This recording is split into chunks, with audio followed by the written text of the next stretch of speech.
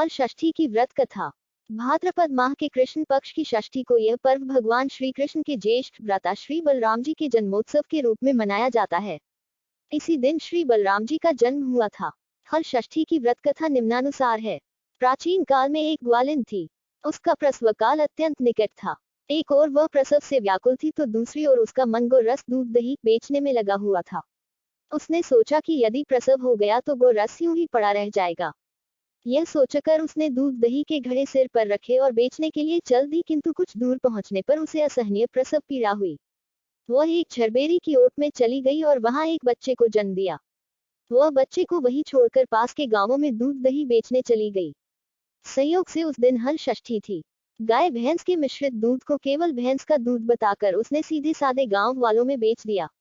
उधर जिस झरबेरी के नीचे उसने बच्चे को छोड़ा था, उसके समीप ही खेत में एक किसान हल जोत रहा था। अचानक उसके बैल भड़क उठे और हल्का फल शरीर में घुसने से वह बालक मर गया।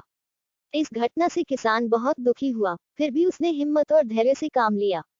उसने झरबेरी के कांटों से ही बच्चे के चिरे हुए पेट में टांके लगाए और उसे वहीं छोड़कर चला गया। कुछ देर बाद ग्वालिन दूध बेचकर वहां आ पहुंची। बच्चे की ऐसी दशा देखकर उसे समझते देर नहीं लगी कि यह सब उसके पाप की सजा है। वह सोचने लगी कि यदि मैंने झूठ बोलकर गाय का दूध न बेचा होता और गांव की स्त्रियों का धर्म भ्रष्ट न किया होता तो मेरे बच्चे की यह दशा न होती। अतः मुझे लौटकर सब बातें गांव वालों को बताकर प्रायश्चित करना चाहिए। ऐसा निश्चय कर वह उस गांव में पहुंची जहां उसने दूध दही बेचा था। वह गली गली घूमकर अपनी करतूत और उसके फलस्वरूप मिले दंड का बखान करने लगी। तब स्त्रियों ने स्वधर्म रक्षार्थ और उस पर रहम खाकर उसे क्षमा कर दिया और आशीर्वाद दिया। बहुत सी स्त्रियों द्वारा आशीर्वाद लेकर जब वह पुनः झरबेरी के नीचे पहुंची तो यह देखकर आश्चर्यचकित रह गई कि वहां उसका पुत्र जीवित अवस्था में पड़ा है। तभी उसने स्वार्थ के लिए झूठ बोलने को ब्रह्म हत्या के समान समझा और कभी झूठ न बोलने का प्रण कर लिया।